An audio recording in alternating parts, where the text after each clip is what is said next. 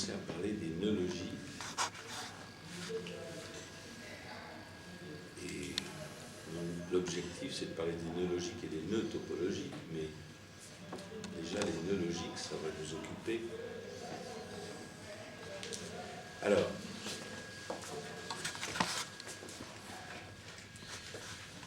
les nœuds logiques, l'intérêt des nœuds logiques, de commencer à parler de ces objets, c'est le fruit d'une réflexion que je me suis faite, c'est que si j'enseigne la logique classique, canonique classique, pas à pas, les étudiants s'épuisent et au bout d'un moment ils demandent, mais alors, ils demandent deux choses, c'est à quoi ça sert et pourquoi faire ça, et puis ils demandent tout le temps qu'est-ce que c'est la logique modifiée. Donc j'ai renversé la vapeur, je fais l'inverse. Je vous propose de commencer par la logique modifiée, et justement à cette occasion, voir tout ce que nous pouvons étudier, enfin chacune des choses que nous pouvons étudier pour étudier ces nœuds logiques, ce qui donne une raison et un motif d'étudier la logique classique, puisque les nœuds logiques, ce sont des logiques classiques déformées. Donc, la prochaine chose que nous allons regarder de plus près, c'est qu'est-ce que c'est que vérifier le nœud logique. La première chose à faire, quand on va avoir précisé la définition de ces objets, c'est effectivement de vérifier en quoi ce sont des logiques classiques modifiées, déformées.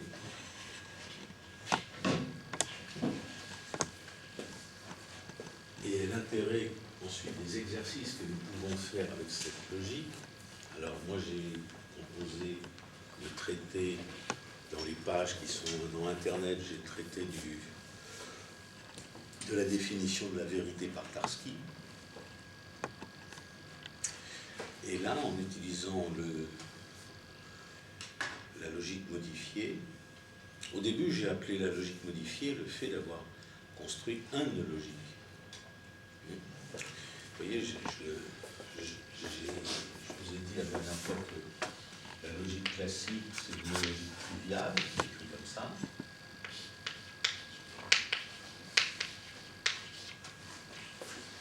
Et quand j'ai commencé à écrire la logique modifiée, j'ai travaillé dans un nœud logique qui est ce que j'ai écrit non 0S. Donc ça, c'était le premier. Et là, j'ai parlé de logique modifiée en parlant de négation modifiée.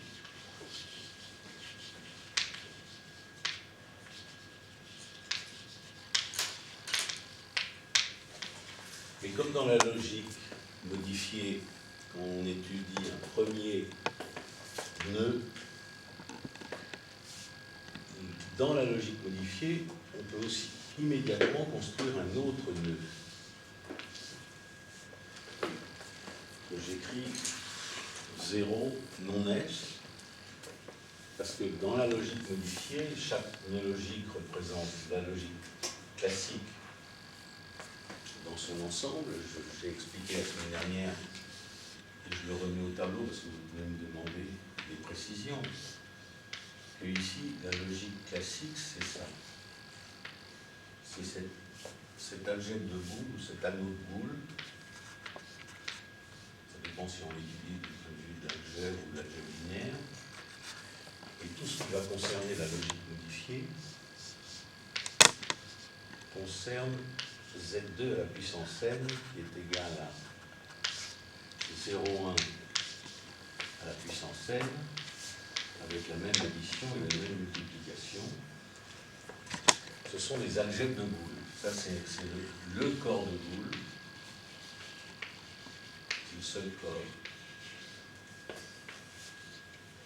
Et ça, ce sont des algèbres de boules, ce sont des anneaux de boules qui donnent lieu d'une manière linéaire à des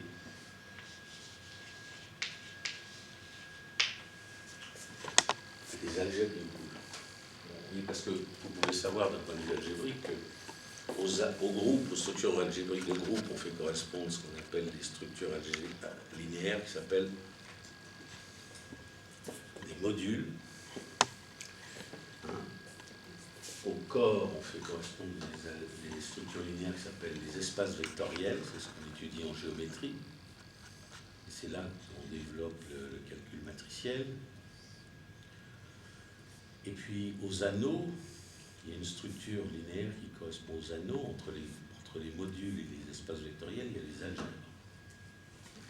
Donc vous avez groupe, anneau, corps, et vous avez module, algèbre, espace vectoriel. Donc vous connaissez plus ou moins, dans l'enseignement secondaire, on étudie à partir de la seconde assez couramment l'algèbre linéaire pour faire de la géométrie, des vecteurs, qui sont des espaces vectoriels, parce que les nombres qui vont multiplier ces vecteurs forment un corps. C'est le corps des réels, c'est le corps des nombres réels. Bon, donc là, on est dans un domaine qui, au lieu d'avoir un ensemble de nombres continus, comme les réels, on a un ensemble de nombres discrets. Il est même tellement discret qu'il est réduit à deux valeurs, 0, 1, vous voyez. Et ici, ça s'étend avec des valeurs 0, 1 à la puissance 7, ça veut dire que c'est 0 ou 1, mais c'est plutôt 0, 0, 0, 1, 1, 0 et 1, 1, quand c'est au carré. Ces deux premiers nœuds logiques donnaient lieu à deux négations modifiées. Alors dans mes premiers exercices de logique modifiée dans ma page, c'est là-dedans qu'on travaille. Aussi bien dans L'amour du tout aujourd'hui, Clé de la passe, Eros et Psyché. Eros et Psyché, c'est comment construire l'opérateur qui rend compte de l'inconscient freudien, c'est-à-dire comment construire une négation qui dit qu'il est faux que P et il est faux que non P. Et dès les premiers travaux de logique modifiée, qui n'étaient que réduits à deux nœuds logiques, et donc j'ai montré la dernière fois qu'est-ce que c'était la logique classique. C'était, prenons une proposition unique, P. Si vous avez 1 ici, vous avez des hachures qui correspondent à 0. Et pour écrire P, là vous avez une écriture graphique, un graphisme qui correspond aux tables de vérité. Et pour écrire non P, j'écris les deux connecteurs lunaires. Vous voyez, vous avez 1 ici aussi. Mais quand vous écrivez non P, vous mettez les hachures ici. Ça correspond exactement aux connecteurs lunaires avec leur table de vérité. Vous avez 0 et 1 comme valeur de vérité pour P. Et P vaut 0 quand P vaut 0 et 1 quand P vaut 1. C'est l'identité. Et la négation, non P, ça vaut 1 quand P vaut 0 et 0 quand P vaut 1. Alors je faisais remarquer la dernière fois pourquoi je mets un double trait dans ces tables de vérité. Parce que vous voyez bien qu'entre cette première colonne où on distribue les valeurs de vérité et ensuite cette seconde série de colonnes où on inscrit différents connecteurs et connexions entre les variables qui sont écrites dans la première colonne, on emploie les mêmes lettres, 0, 1, partout, mais elles changent de fonction. Parce que dans la première colonne, vous voyez, les 0 et 1 désignent pour P. 0, c'est en dehors de P, et 1, c'est dans P. Évidemment, ça vous paraît d'une simplicité accablante, mais vous voyez que ici, vous avez 1, c'est vrai. Donc vous avez déjà 2 fois l'usage de 1 pour désigner des choses différentes. Le 0, lui, correspond au hachure qu'on va mettre là-dedans. Tant qu'il n'y a pas de hachure, comme ici, on ne voit pas le second usage de 0. Puis ensuite, vous allez avoir des connecteurs binaires. Il y en a 16. Et parmi ces 16, on compte les constantes 0, 1 et les unaires. Donc, si on en retire 4, et même on en retire exactement plus que 4, parce qu'on retire aussi, si on prend des binaires, on a 2 lettres, on a P et Q, donc on a P et non P, et Q et non Q, et 0 et 1, donc on en retire 6. Donc sur 16, si vous en retirez 6, il n'y en a plus que 10 qui sont originaux.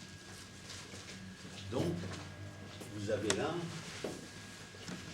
une première réflexion que je vous propose à propos de la logique canonique classique, et c'est sans doute peut-être ça une des raisons qui fait paraître la logique mathématisée difficile et compliquée, peut-être plus aux mathématiciens qu'aux soi-disant logiciens qui défendent une position, enfin qui ont défendu, je pense, je ne sais pas s'ils la défendent toujours, mais il semblerait que oui, parce que quand même récemment il y a eu des livres sur cette question qui distinguent la logique philosophique de la logique mathématique. C'est que dans la logique mathématique, on voit vraiment apparaître la difficulté de faire de la logique, que ce soit depuis la Grèce antique jusqu'à nous, c'est qu'il y a une structure, et que cette structure, elle nous intéresse spécialement dans l'analyse, puisque c'est une structure telle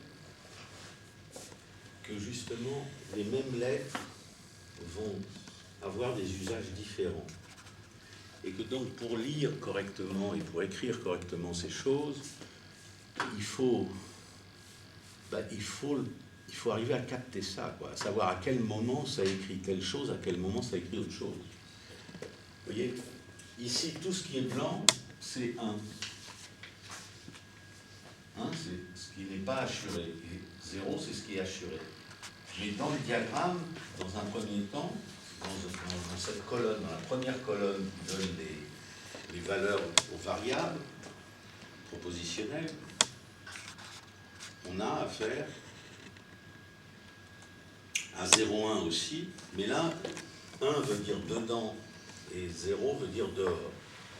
0, 1. En dehors et dedans. Ce qui fait dire à certains que la logique classique et la théorie des ensembles ont quelque chose de commun. Mais c'est pas bien de dire ça, parce que beaucoup de monde confond la négation logique avec la complémentarité ensembliste. Mais c'est injuste de le considérer comme ça, parce que c'est plutôt la complémentarité ensembliste qui recourt à la négation classique pour s'écrire, mais qu'elle n'est qu'un... On peut appeler ça aussi bien un modèle ensembliste ou une occasion d'utiliser la négation classique, mais elle ne rend pas compte de toute la richesse que nous allons découvrir de la négation classique, justement, en déformant la logique classique vers, vous voyez, les nœuds logiques qui sont ici différents. Les nœuds logiques qui sont différents du nœud trivial, qui lui est la logique classique. Au sens de, on va dire, on va faire comme Coigne, on va appeler logique classique au sens de Tarski. Puisque Coigne, il se fait un héros de l'isolationnisme dans cette logique classique, il dit que toutes les logiques exotiques sont sans intérêt, c'est la plus simple et la plus élégante, il n'y a qu'à rester là-dedans. Bon. Et Quine, justement, il va écrire un ouvrage qui s'appelle La théorie des ensembles et sa logique, parce qu'il se rend bien compte qu'on a tendance à vouloir présenter rapidement la négation logique comme une complémentarité ensembliste. Et lui, il s'intéresse à un autre problème, à d'autres problèmes, même, qui sont des problèmes de logique, mais qui nous ne vont pas nous arrêter, sauf ce premier problème qui est qu'effectivement la négation logique ne peut pas être réduite à la complémentarité ensembliste. Et c'est pour ça que des négations modifiées qu'on trouve dès les premiers nœuds logiques, c'est-à-dire dès qu'on remplace un par une lettre qui n'est pas le 1 de l'algèbre de Boole,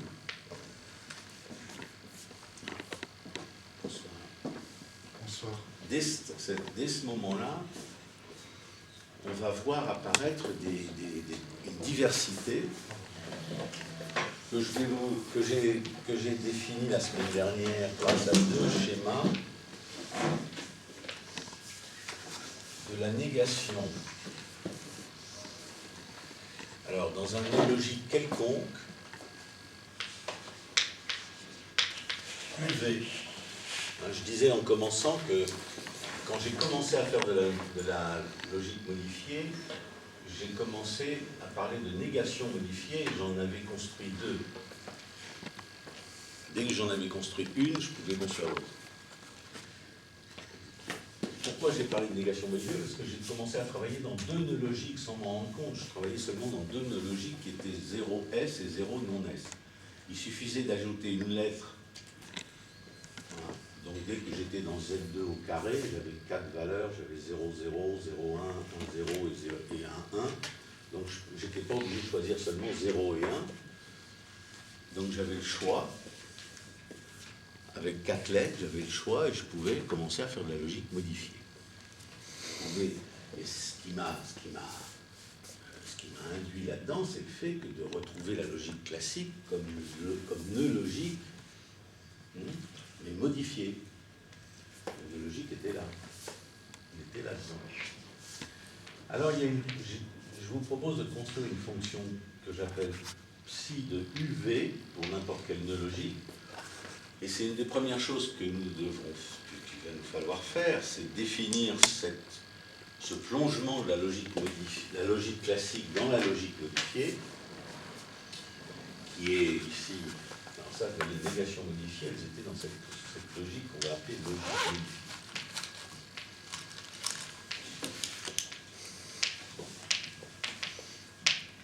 La logique modifiée, dont René Guittard a montré que c'était une affaire d'extension de corps à partir de scores de Boole, et que lui, il obtenait, au lieu d'avoir des anneaux de Boole et des algèbres de Boole,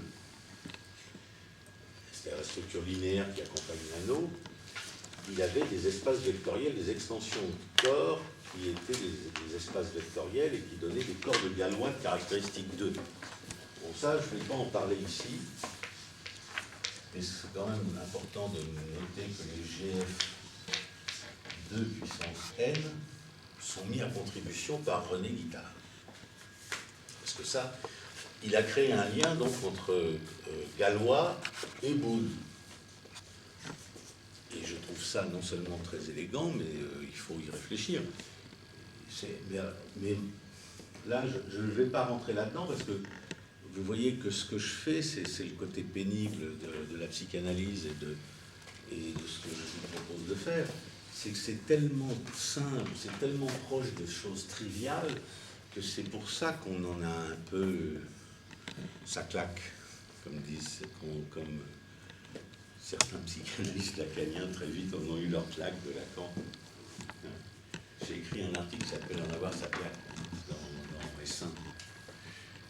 Oui, parce qu'ils se sont un peu surpris que Lacan, à la fin de sa vie, il a donné quelques baffes à des crétins qui venaient lui dire, il y a un type qui lui disait, ouais, Souris et Vapro, ce qu'ils font, c'est formidable, vous, ce que vous avez fait, c'est rien du tout. Alors Lacan leur a balancé une baffe, paf. Et tout le monde s'est inquiété, on s'est dit, ah, mais le vieux monsieur, il commence à frapper ses analysants, qu'est-ce que c'est que ça? Mais c'était un peu de l'ordre de Groucho Marx, vous voyez, vous en avez votre claque, bon ben la voilà, paf. Bon, mais tous ces gens-là sont tellement tristes et tellement savants qu'ils oublient des choses rudimentaires. Et déjà, plus c'est simple, plus c'est compliqué. Donc je reconnais que ça peut intéresser personne, si vous voulez, parce que si on est très calé, on préfère faire d'autres choses, qui sont aussi intéressantes d'ailleurs. Et puis, si on est très ignorant, on en a assez vite, aussi assez. Donc voilà le diagramme de l'affirmation P. Mais l'affirmation P, elle s'appelle, dans le néologique UV, elle s'appelle phi de P. Et puis vous avez ici, je vais fabriquer phi de non P. Ce qui fait que ici, phi de P, c'est son nom, et ici, ce qui va apparaître, c'est qu'on a une négation UV de phi de P, qui nous donne le phi de non P, les deux étant identifiables. Ici, je fais un diagramme à 3 composants, en plus du composant qu'on oublie, qui est 0 et 1. Ici j'ai 1, ici j'ai 1, ici j'ai U, ici j'ai V, et ici il y a P. C'est pareil. Donc ça, j'ai présenté ça la semaine dernière déjà, mais je vais le redire, parce que je considère que tout ça mérite d'être dit et redit, parce que c'est à la fois très simple et très, très aride. Enfin, c'est une ascèse. Ça donne raison à Lautréamont. Mathématique austère et difficile. C'est d'une austérité qui vraiment... C'est tellement simple que c'est pas parce que c'est simple que c'est immédiat et facile. Je vous dis, c'est le propre de la psychanalyse. C'est la générosité de Freud qui fait qu'il propose la psychanalyse à quiconque. Il est très généreux, comme dit Lacan, il est loin de sa propre méchanceté.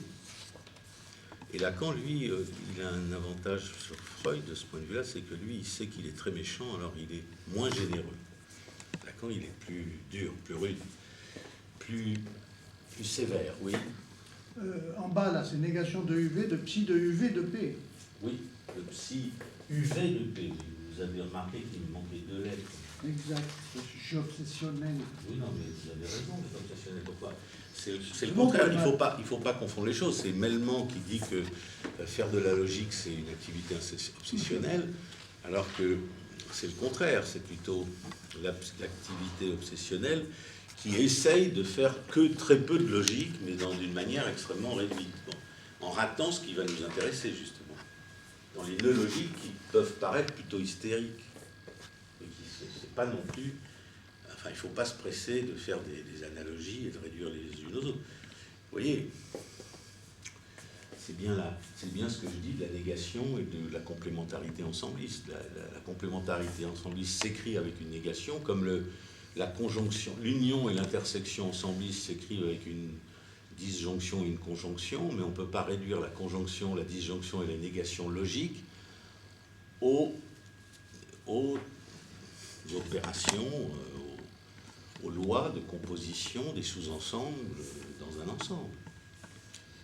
Donc il faut voir que dans tout ce domaine, il y a quelque chose qui n'est pas automatiquement réciproque. Hein.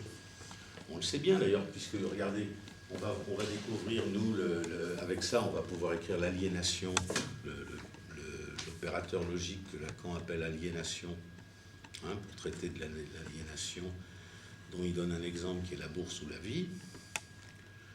Et on va voir que il rend compte, grâce à cette aliénation, de ce qu'on appelle le paradoxe de l'implication matérielle.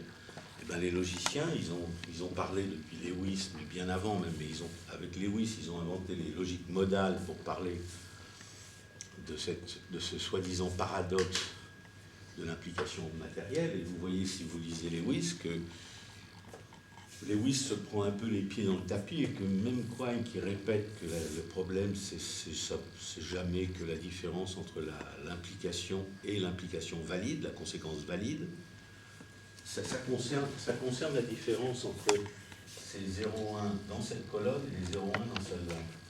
Hein, on utilise les mêmes lettres pour désigner la vérité logique et pour désigner la vérité qu'on peut dire empirique, la vérité apophantique, c'est-à-dire des choses qui sont ou vraies ou faux. Par exemple, il fait jour, en ce moment c'est vrai, et donc on ne va pas dire il fait nuit, et on ne va pas dire il ne fait pas jour. Bon, mais déjà, vous voyez bien que Grémas, par exemple, quand il essaye de faire un petit appareil en linguistique, à l'époque, il utilise le jour et la nuit, le non-jour et la non-nuit, pour essayer de rentrer. Bon, il est très maladroit parce qu'il ne connaît pas bien les maths, alors ça ne marche pas très fort. On voit que même ses élèves aussi, moi j'ai eu des auditeurs parmi les élèves de Grémas, ils avaient beaucoup de mal avec le fait d'écrire des mathématiques. Bon. Mais ces questions, elles sont des questions qui sont, je dirais, permanentes, présentes, dans la pratique, qu'elle soit la pratique des mathématiciens ou de n'importe quel sujet de la langue, et c'est d'autant plus présent que c'est quelque chose qui rend compte de ce que Freud a appelé l'inconscient. De quelle manière? De quelle manière? C'est que, vous voyez, ce que je vais dessiner maintenant, c'est-à-dire le nœud logique phi UV en ce qui concerne P et non P. Vous voyez bien que ici, vous avez dans le diagramme, vous avez intérieur, extérieur, si vous n'avez qu'une seule lettre. Vous avez un carré, ce qu'on appelle un référent. Bon, on va dire c'est le... Oui, moi je ne vais pas rentrer dans trop de vocabulaire parce que je pense qu'en logique, justement, il y a un problème, c'est qu'il y a une inflation de vocabulaire. Donc il faut essayer de freiner ça un peu. Mais vous voyez ici qu'il n'y a que 2 zones, alors qu'ici nous avons 8 zones. 1, 2, 3, 4, 5, 6, 7, 8. Alors, donnons la définition de phi de UV de P. Alors, il y a dans les textes que j'ai écrits, il m'arrive d'utiliser phi de UV de X à la place de P. Vous comprenez pourquoi? Parce que X, ça peut être n'importe quoi, c'est la variable, alors que P, c'est l'écriture de l'affirmation, hein, qui n'est pas l'assertion, parce que l'assertion c'est 1. Hein, ça c'est le problème de la vérité chez Tarski, par exemple. On verra que la définition justement du prédicat de vérité, ce qui l'amène à introduire le fait qu'il ne faut surtout pas que ce soit des langages sémantiquement clos, ça va être le fait justement qu'il y a une analyse encore insuffisante de la différence qu'il y a entre la vérité apophantique, enfin, empirique, la vérité d'une proposition, et puis l'énonciation, l'assertion, c'est-à-dire la vérité logique. Il y a celui qui le dit le mieux, hein, beaucoup mieux même que Wittgenstein, c'est Frege. Frege, il dit ça comme ça. Il dit ça ne sert à rien de dire que quelque chose est vrai parce que ça n'ajoute aucune vérité à la chose en question. Vous voyez, dire que la neige est blanche est vrai si et seulement si la neige est blanche. Hein. Frege a tout à fait raison parce que on peut très bien dire la neige est verte est vrai si et seulement si la neige est verte. Donc dire que la neige est verte est vrai, ça n'ajoute aucune vérité à la neige est verte. Puisque la neige est verte est vrai, c'est faux. Et la neige est verte est vrai, c'est faux. Et c'est bien égal à la neige est verte, puisque la neige n'est pas verte. C'est faux aussi.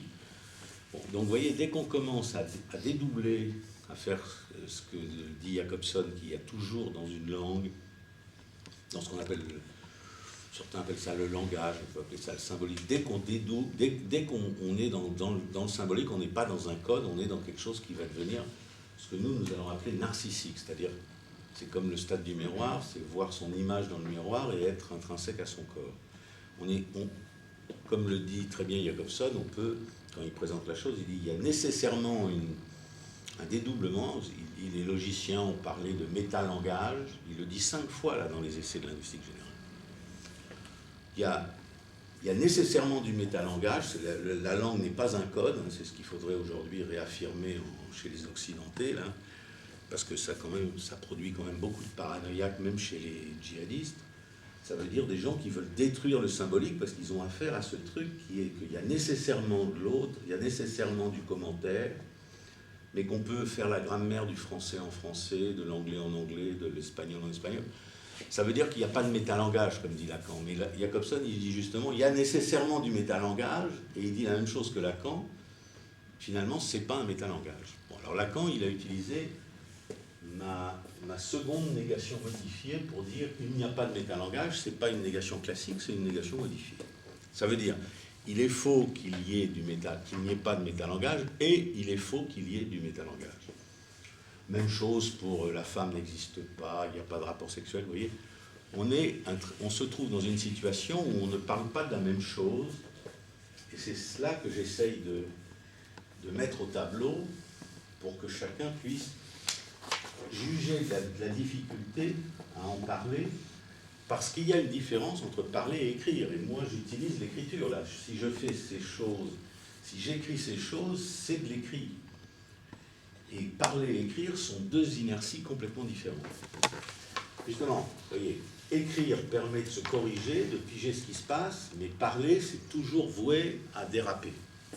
Il n'y a pas de... Le sujet de la parole est incorrigible, alors que l'objet, qui est un objet pour Lacan écrit, l'objet A, on peut le corriger. C'est même pour ça qu'il a écrit dans une lettre pour Vincennes, l'écriture mathématique permet de corriger l'objet, c'est pour ça que j'ai réduit la psychanalyse à la théorie des ensembles. Et qu'est-ce que c'est chez Lacan, réduire la psychanalyse à la théorie des ensembles? C'est avoir écrit les formules de la sexuation, dont je propose de montrer que c'est deux exemples du côté homme et femme, d'un échec à fabriquer un ensemble et une suppléance qui permet de surmonter cet échec. Donc les formules de la sexuation de Lacan, les formules quantiques comme il les appelle, c'est de la théorie des ensembles. Et là, pour faire ça, nous commençons par faire de la logique. Donc il ne faut pas aller trop vite, il faut commencer par faire de la logique. Mais vous voyez, j'ai pris l'idée de commencer un peu plus en avant avec les néologiques et la logique modifiée, parce que je me suis rendu compte que personne n'étudiait la logique dans les cours que je donnais, classiques, parce que tout le monde abandonne très vite, en se disant où on le sait, où on ne le sait pas, mais de savoir à quoi ça sert et pourquoi, à quoi bon. Donc là, j'essaye de vous inciter à vous tourner vers ce truc-là, pour voir qu'ici, on va écrire V, l'image par la fonction psi, on va écrire V de x, plus U de x plus 1. Ça, c'est une écriture en algèbre de boucle. Vous voyez, c'est ces caractères-là que j'utilise, bien que je sois en train de faire de la logique de la coordination. Je ne suis pas en train de faire de la logique des prédicats quantifiés. Mais j'écris ça quand même avec des fonctions. C'est donc dans un langage qui est justement un métalangage. Alors, vous avez là cette fonction, elle vous permet de voir, c'est une des questions qui paraissait la semaine dernière, plus difficile à réaliser chacun de l'autre côté, donc on va le dire d'une manière assez précise et lente, pas trop rapidement. Comment, avec cette fonction, mettre les hachures ici? Le produit de boules, ici, le point, c'est le multiplié. Et le plus, c'est l'addition.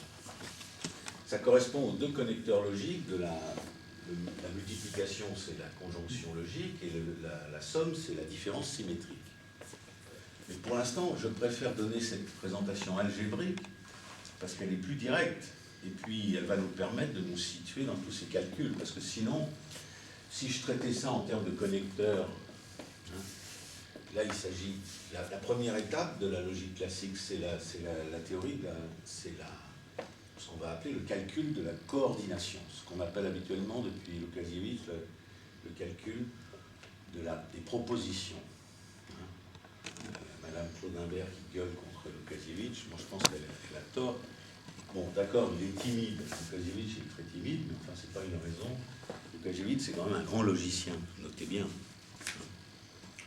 René Guittard le raconte très bien. Il est en train d'écrire un article là-dessus. Guittard, il a bien vu que Łukasiewicz est capable de se rendre compte, en écrivant la syllogistique d'Aristote, qu'à un moment donné, il se gourre, et qu'il ne s'agit pas de logique plurivalente, mais qu'il s'agit de logique à 4 valeurs. Et on est exactement dans ce passage-là, de 2 valeurs à 4 valeurs. Alors, mais ces 4 valeurs, elles s'écrivent toutes de la même manière. C'est l'intérêt du truc. Alors, qu'est-ce que ça veut dire? Que l'image de x par psi, c'est le produit de x par v, par la vérité. Dans la logique classique, vous voyez, c'est le produit de x par 1, et 1 étant l'élément neutre de la multiplication, ça fait x. Bon. Et puis u, c'est 0. Si je multiplie quelque chose par 0, ça disparaît. Donc, si j'avais à la place de u et de v, j'avais 0,1, j'aurais évidemment ici une fonction qui serait l'identité. Phi 0,1 de x, je peux même vous l'écrire, c'est même pour ça qu'on parle d'une triviale. Phi 0,1 de x, c'est x. C'est pour ça que ça s'appelle une triviale. Parce qu'il n'y a pas de déformation. Tandis que là, nous sommes en train d'écrire la déformation.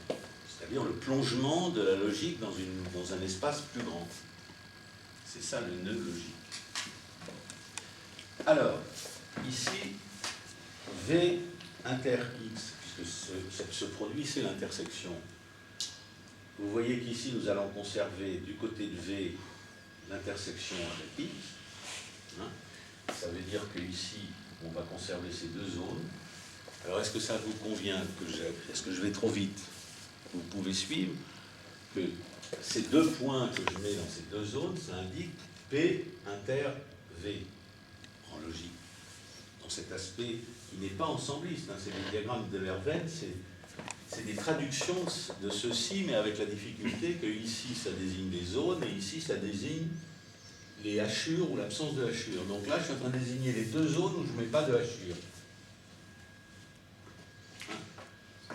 Et puis maintenant je vais indiquer que dans U, c'est exclu de P.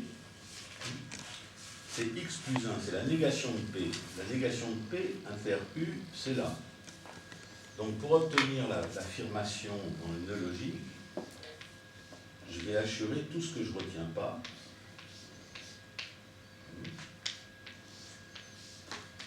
Voilà. Et puis il y a toute la zone périphérique qui est assurée aussi. Donc voilà. Ça,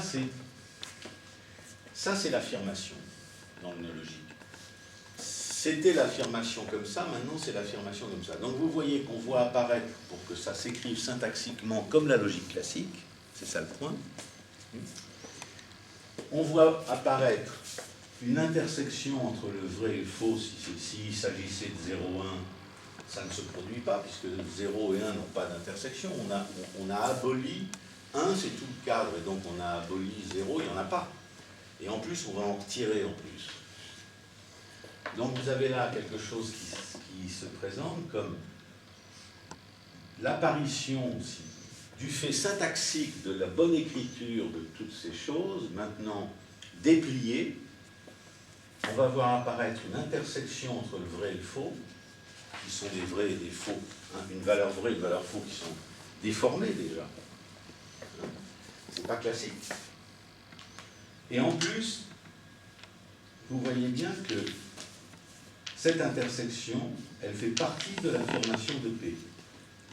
Et que P, il y a une partie du phi de P, du P déformé, qui concerne la négation de P. Il y a une partie qui est dans P, une partie qui est en dehors de P. Alors que dans la logique classique, P, c'est ce qui est à l'intérieur du cercle P, et non P, c'est ce qui est en dehors, vous voyez, du cercle P, et c'est assuré à propos de P. Donc déjà, on voit apparaître des relations entre l'affirmation et la négation qui sont surprenantes. Et puis, si je fais phi de non P à la place de x, il faut que je mette x plus 1. Alors ici, je vais vous l'écrire ici. Ici, ça va donc être v que multiplie x plus 1. Hein? Alors, est-ce que tout le monde peut suivre que maintenant, si je mets à la place de x, si je mets x plus 1, c'est-à-dire la négation de x, hein, je dois mettre x plus 1 ici, et puis je dois mettre ici x plus 1 plus 1, et 1 plus 1, c'est égal à 0. Alors, la semaine dernière, je vous avais déjà dit ça, je ne l'ai pas répété aujourd'hui, je le remets quand même au tableau. C'est que cette algèbre, elle se fabrique avec deux petites tables de vérité, qui sont ici présentées comme des tables de Pythagore. Hein. Pour le plus, vous avez 0, 1, 0, 1, 0, 1, 0, 1 pour le multiplier. 0 plus 0, c'est 0, 0 plus 1, c'est 1, 1 plus 0, c'est 1, et 1 plus 1, c'est 0. Alors voilà, ça c'est spécifiquement booléen. Hein, mais encore, je dis ça pour les profs un peu rapides qui veulent faire les malins. Vous voyez que c'est pas l'axiome de Boole. Hein. Ça c'est 1 plus 1, 1 plus 1 égale 0. Hein, ce qui est une conséquence de l'axiome de Boole, parce que c'est quelque chose qui s'écrit aussi 2x égale 0. C'est l'axiome de Boole. C'est ça ce qu'on appelle le caractéristique 2. C'est un corps de Galois de caractéristique 2. Vous voyez, le 2 qui apparaît là, il y a une conséquence dans la définition de ce lieu de calcul algébrique. C'est que 2x égale 0. Ça, ces corps de Galois, ils sont booléens. Ça, c'est bizarre. Et puis, le produit, 0 fois 0, 0, 0 fois 1, 0, 0 fois 1, 1 fois 0, 0 et 1. Alors, je vous ai dit la semaine dernière que si vous avez des doutes sur le 1 plus 1 égale 0, vous voulez vous demander, mais d'où ça sort, ce truc? Il y a deux aspects. Bon. Le plus simple, c'est que vous arriviez à vous persuader, par des exercices, hein, par la pratique, parce qu'il ne s'agit pas de se convaincre autrement, que ce Z2, c'est 0,1, et qu'est-ce que c'est que ce Z2, ce qu'on écrit comme ça? C'est le quotient de Z de l'ensemble des entiers relatifs, positifs et négatifs, modulo 2. Ça veut dire qu'on ne retient parmi les éléments de Z2 que deux classes d'équivalence dans les entiers. Il y a une classe qui s'appelle 0, une classe qui s'appelle 1. Et qu'est-ce que c'est? C'est que 0, c'est la classe de tous les nombres pairs, et 1, c'est la classe de tous les nombres impairs. Donc, ça devient plausible, Boole, si vous vous rendez compte que la somme de deux nombres impairs, c'est un nombre pair. Alors, est-ce que c'est très difficile de penser ça? C'est pour ça que je pense qu'il ne faut pas aller trop vite. Hein. Il faut que vous preniez le temps de réfléchir à ça, de voir comment vous allez pouvoir calculer ensuite avec ça, sans oublier trop rapidement non plus pourquoi et d'où ça vient. Donc c'est très bien de ne pas comprendre trop vite, vous voyez, parce qu'il serait pas mal de s'imprégner de cette notion que nous avons affaire là à des nombres entiers, mais que 2 plus 5, un nombre pair 2 et 5, un nombre impair, si vous les additionnez, ça fait 7, c'est un nombre impair. Donc 0 plus 1 égale 1. Bon. Je peux vous le dire encore autrement, d'une manière encore plus sophistiquée. Qu'est-ce que c'est qu'un nombre impair? C'est un nombre qu'on va écrire 2 fois k. K étant un nombre quelconque. C'est le multiple de 2, un nombre pair. Et qu'est-ce que c'est qu'un nombre impair? C'est 2k plus 1, ou 2k moins 1 aussi bien. Enfin, c'est le successeur ou le prédécesseur d'un nombre pair. Bon. Donc si vous calculez plus sur les nombres que vous connaissez comme 2, 3, 4, 5, 6, 7, vous voyez, Mais quand même, vous pouvez y revenir, parce que deux nombres pairs, ça fait vraiment... Deux nombres pairs, ça fait un nombre pair. 2 fois 6, 12. Mais 5 et 5, 10. Deux nombres impairs, si vous les ajoutez, ça fait aussi un nombre pair. D'où le 1 plus 1 égale 0. Donc vous voyez, on est en train de jouer dans cette zone, et ça demande de la part de chacun de nous de rentrer dans ce genre de petits calculs. Vous voyez, mais ça demande du temps. C'est-à-dire que il faut que vous vous rendiez compte que la psychanalyse, c'est une école qui dit, avec Freud, lire, on ne sait pas ce que ça veut dire. Lire est difficile. Écrire, c'est très difficile aussi. Et parler, on se trompe tout le temps. Donc ça veut dire que c'est dans le monde occidental le fait de dire arrêtons un peu la posture qui consiste à croire que lire, on devrait savoir lire. On va à l'école pour devoir savoir lire. C'est un calvaire pour nos enfants. Je ne dis pas qu'il faut faire de la démagogie. Regardez, aujourd'hui, dans notre civilisation, on est entre la démagogie en disant il faut sauver la lecture, il faut absolument lire, et puis vous avez les paranoïaques qui veulent détruire la lecture et tuer même la lecture dans le corps de leurs victimes. Donc vous avez ce débat entre paranoïa et culturalisme, c'est très insuffisant. Il faut reconnaître que là, il y a un problème que Freud appelait narcissique. Il parlait de Schreber en disant que c'était une névrose narcissique. Moi, je vous propose de ne pas considérer que le narcissisme soit une mauvaise chose. Donc c'est la névrose narcissique de Schreber, du psychotique ou du paranoïaque, puisque c'est une psychose paranoïaque. On n'est pas obligé de dire que le narcissisme, c'est pas bien. Depuis, on a fait du narcissisme, parce que Freud en parle dans la conférence 26 de l'introduction à la psychanalyse. Il parle du narcissisme comme quelque chose qui serait de l'ordre de l'autosuffisance ou, n'est-ce pas, de l'égocentrisme. Il le rapproche.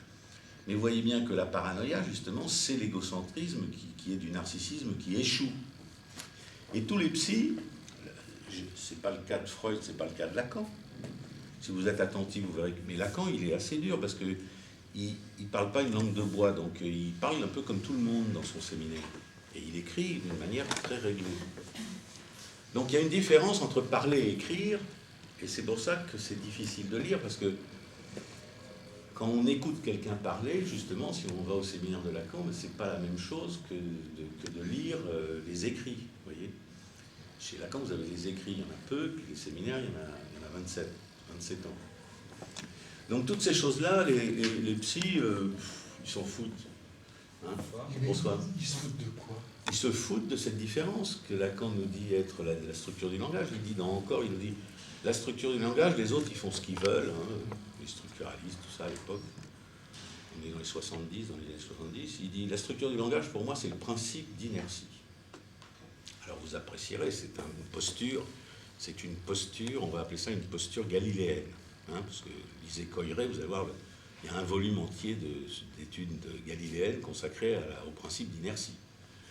Bon, Lacan, il explique ça mieux, de son rapport à Galilée et à Kepler dans Radiophonie. Bon, c'est une joke de Lacan. C'est une posture. Mais qu'est-ce que ça veut dire? Tout de suite, il ajoute, il dit, le principe d'inertie, qu'est-ce que c'est? Si vous voulez savoir ce que c'est que le principe d'inertie dans ce qu'il appelle le langage, dans le symbolique, faites un petit exercice de mathématiques. C'est ce que je vous propose, de faire des petits exercices de mathématiques. Mais de voir les difficultés qu'on rencontre. Et de faire, grâce à ça, la différence avec la parole. C'est pas la même inertie. Pourquoi? Parce que moi, je vous propose même de préciser... Vous voulez dire quelque chose? À quelle heure vous finissez? On finit de 7 à 9, donc on finit à 9h. À 21h? À 21h. Vous pouvez venir nous prévenir, d'ailleurs, quand vous voulez... C'est parce qu'on ne nous avait pas prévenu. Ah bah oui. C'est nous qui fermons la fac. D'accord. Merci. Donc, vous voyez que la difficulté, elle est là. C'est que si vous faites un exercice de mathématiques, bon, vous pouvez chercher un moment.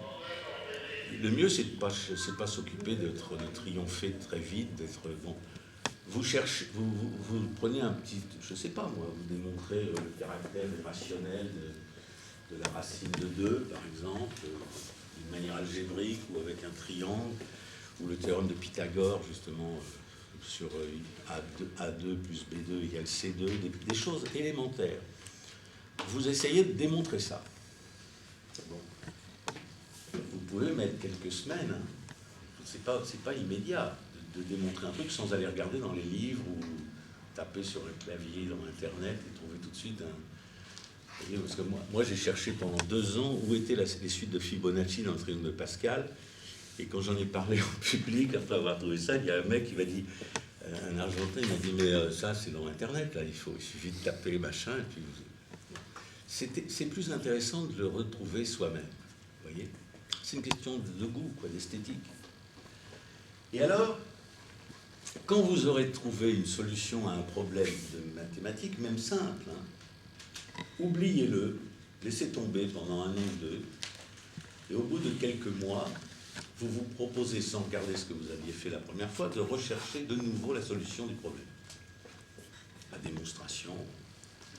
Vous constaterez quoi? C'est que vous allez éventuellement rencontrer des nouveaux aspects du problème que vous n'aviez pas vu la première fois. C'est d'ailleurs une des choses passionnantes, c'est que chaque fois qu'on cherche à résoudre un problème sans le prendre d'une manière dogmatique, comme déjà établi, on s'aperçoit qu'il n'y a qu'un même problème. Bon, c'est vrai qu'il faut mieux que ce soit des problèmes un peu articulés, mais ils ont des aspects qui vont être... qui vont vous faire des miroitements, vous voyez, vous allez apercevoir des trucs que vous n'aviez pas vus la première fois, mais si vous retrouvez la solution une deuxième fois, vous aurez la même solution. Si vous avez bien résolu le problème une fois, quels que soient les chemins que vous empruntez, vous trouverez la même solution. Dans la parole, jamais. Si vous essayez de dire 2 fois la même chose, il faut mieux que vous l'ayez écrit et que vous le lisiez, sinon vous êtes... Même les acteurs de théâtre, dont c'est le métier de jouer, n'est-ce pas, des textes, hein, eh bien, tous, c'est ça qui fait même qu'ils ont du métier, c'est qu'ils sont, avec un peu de métier, ils sont moins effrayés par le fait de se bourrer, parce que le public ne doit pas s'en rendre compte, il doit être content, vous voyez. Mais la parole, c'est l'embrouille, c'est les embrouilles du vrai, et l'écriture, ça permet de se corriger dans la mesure où vous avez une certaine inertie qui fait que vous retrouvez la même chose, même sous des aspects différents. Vous voyez ? Et cette différence, elle est cruciale pour notre civilisation, parce que nous sommes, vous voyez, on considère que les civilisations de la parole, comme l'Afrique, par exemple, est complètement détruite parce qu'on leur a balancé un bulldozer sur la tête avec les militaires qui ont fait les études dans les écoles militaires occidentales et puis qui mettent de l'argent en Suisse. Quand vous êtes africain, quand vous êtes dans la parole, vous n'avez pas immédiatement l'idée d'avoir un compte en banque.